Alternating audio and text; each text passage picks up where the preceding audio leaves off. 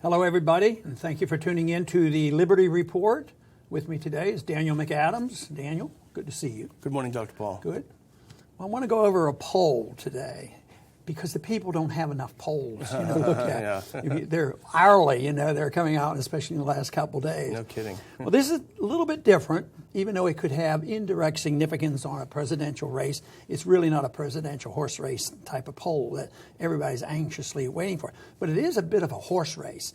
The poll that we want to talk about is rating the difference between the elite, the difference between the elite and the people, and who's in power, who's in charge, who's running things, and it has to do with foreign policy.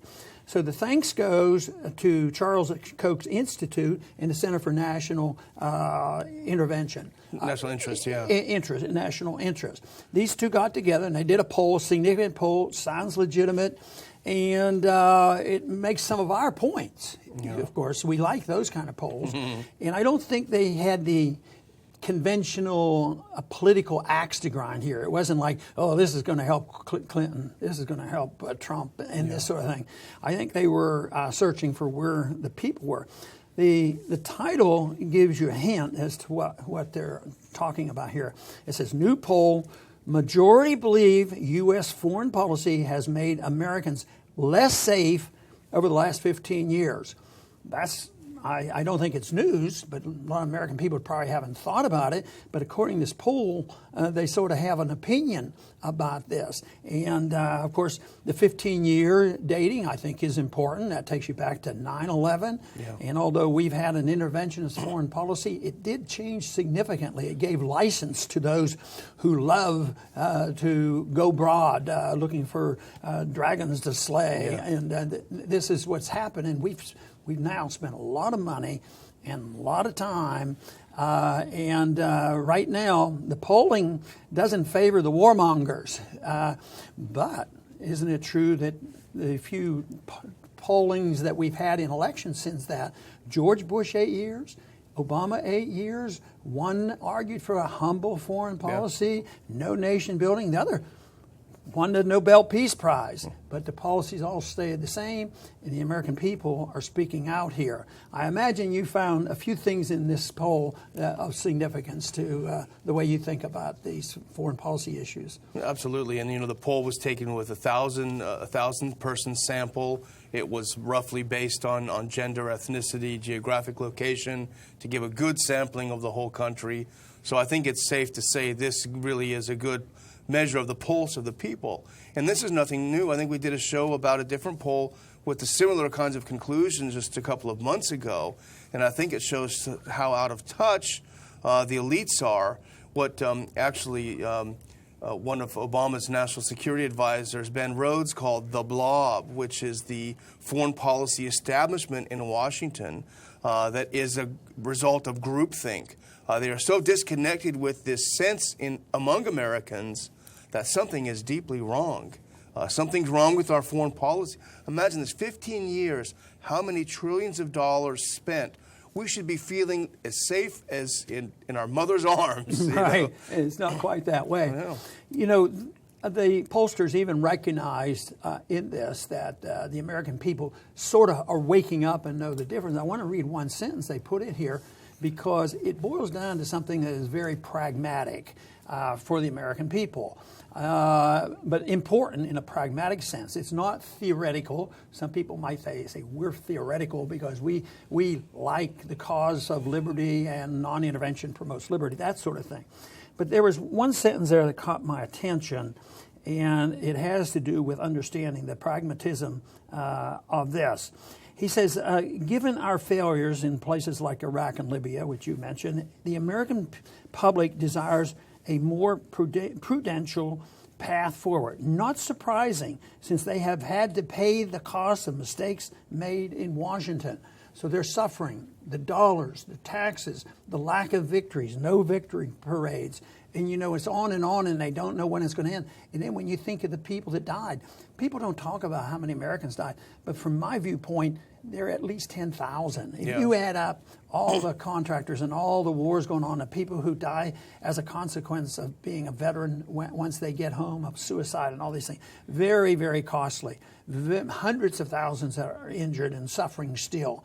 And at the same time, the money.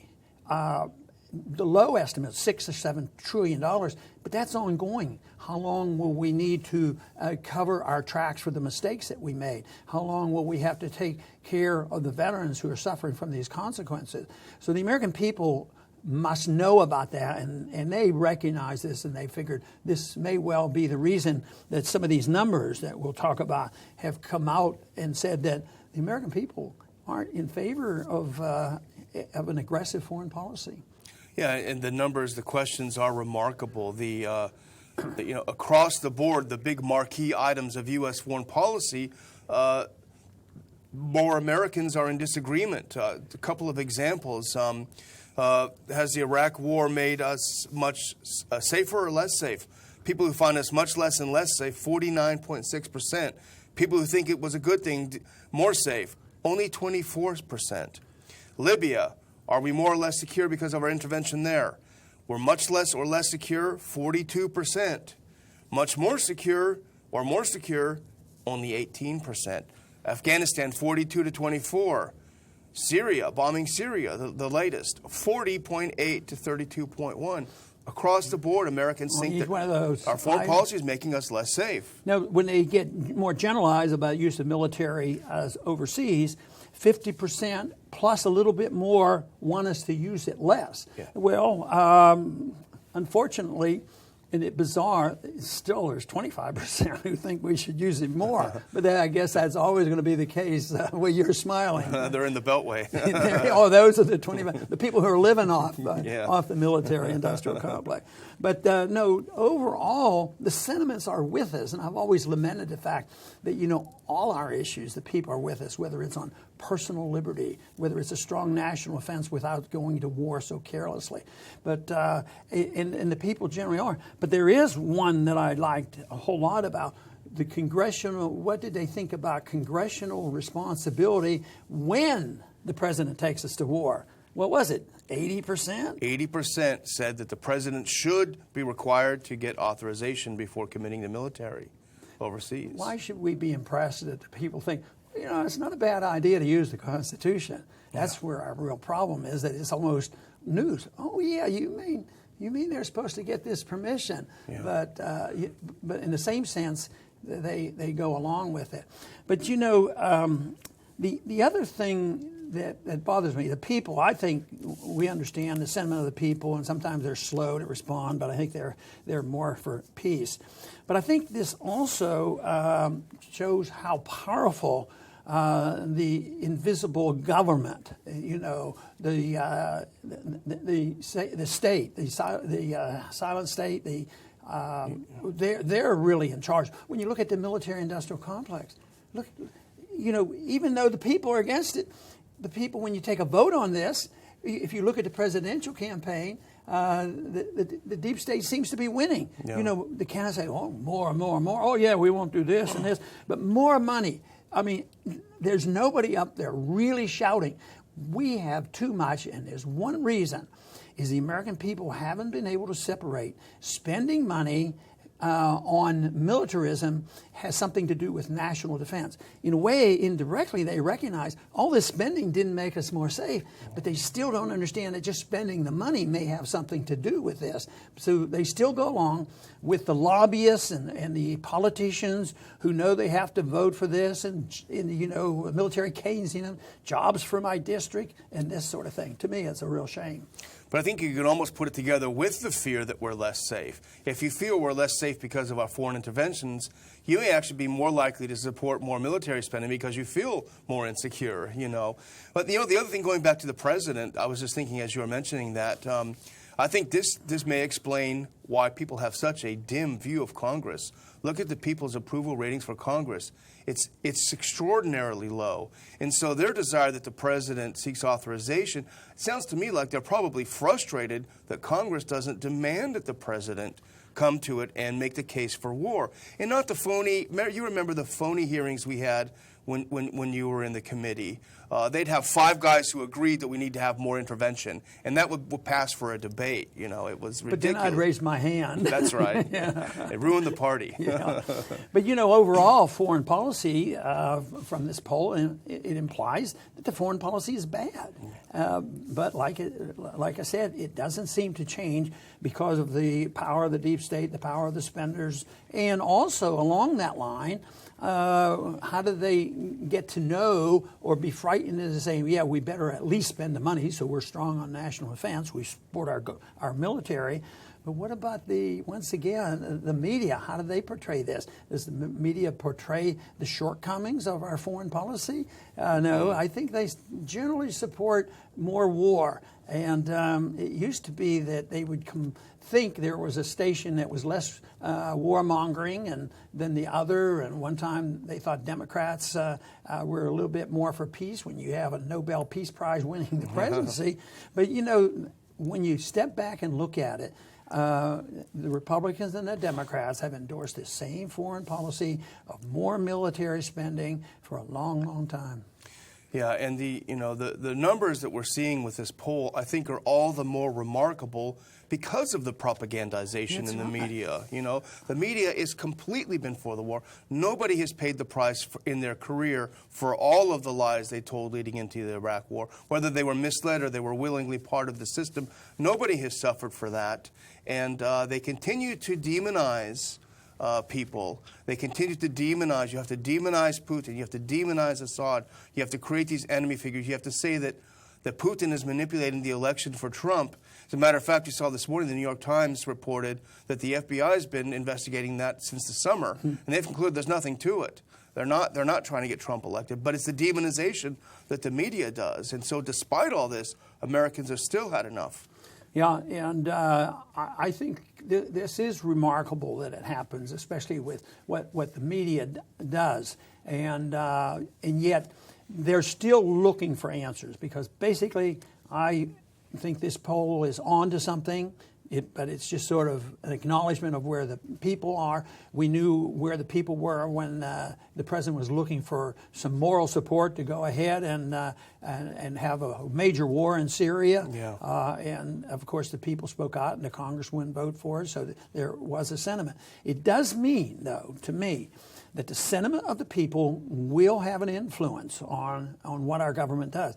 The other thing that will have an impact on our foreign policy is something that I believe in. I've mentioned it many times. It will eventually come. It's a terrible way to have to do it, but it's the bankruptcy of this country. Matter of fact, it's more like the acknowledgement of the bankruptcy of our country, because we are bankrupt. We're not solvent, but we have this privilege of printing the money for the entire world.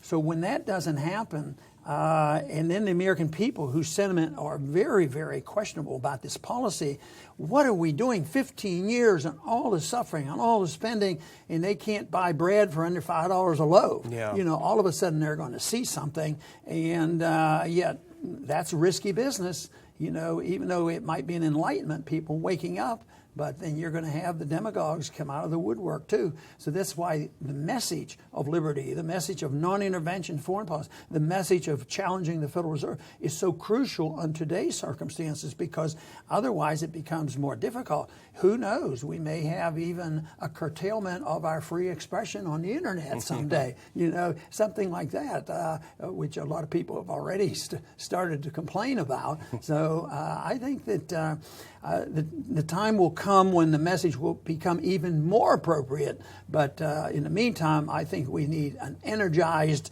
group of people. All the institutes, whether it's the Charles Koch Institute or Center for the National Group, I think all these people have to get really, really busy and get us as many things as we can agree on. Progressive Democrats and libertarians and constitutional conservatives, and find out at least, less is better, not more, and it's not going to cost you more money. That's the one thing is, people say, well, if you want to be safe, you have to spend more money, which I don't believe is true. I think that promotes the bankruptcy and the disruption, the economic problems, and it doesn't help us in a military sense.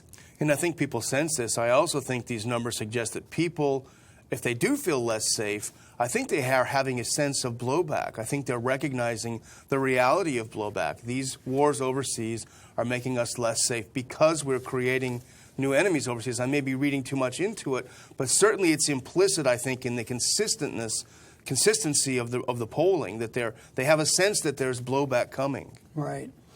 Well, I think that if people would think back to the election of the year 2000, Bush was running, and he was running against 8 years of Clinton, and he was using the military. Didn't have major wars going on, but he would use it willy-nilly, distraction. What an insult that you would bomb and kill people because you want to distract from some domestic argument about somebody's sex life. That is such an insult. But anyway, Bush, was rather profound, on his statements. He wanted, a humble foreign policy. He said, if we are humble, they will welcome us. Well, we have not been humble, and we're not getting much of a welcome. He said we shouldn't be involved in nation building. We shouldn't be the policemen of the world.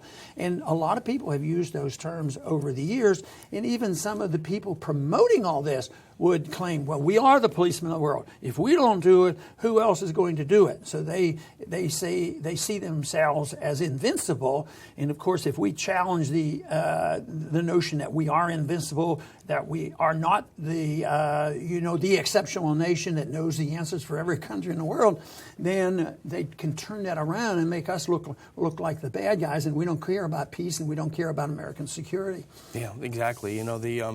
The one thing that I looked at when I saw this, especially the harder numbers of people who were very strongly opposed to more intervention, those numbers to me, some might say it's not 50% plus one, but it reminds me of what you always said. There is a critical mass that you're getting to that point. And I think this suggests that we're getting to the point where there is a critical mass of maybe 25% of the people who really get it and who really want change. That's pretty encouraging. Yeah, and leadership is important. The thought leaders, the people who control media, they are important, and they're still in charge.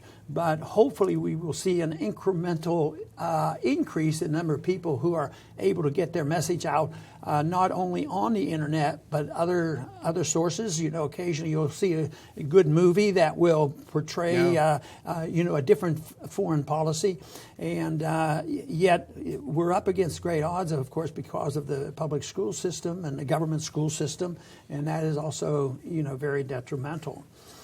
I want to thank everybody for tuning in today to the Liberty Report. To Daniel and myself, this is a very important poll because it shows that the American people are much closer to us than they are to the warmongers and the interventionists and those who want entangling alliances, and to those who will, under all circumstances, want to spend more money.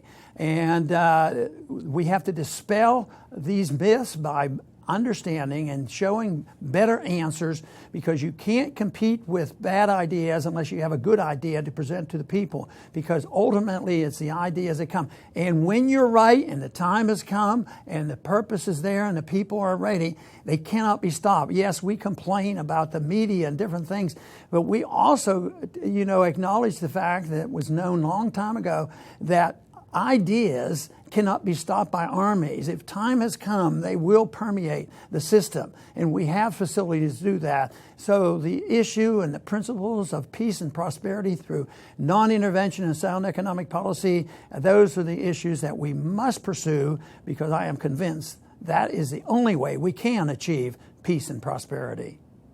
I want to thank everybody for tuning in today to the Liberty Report. Please come back soon.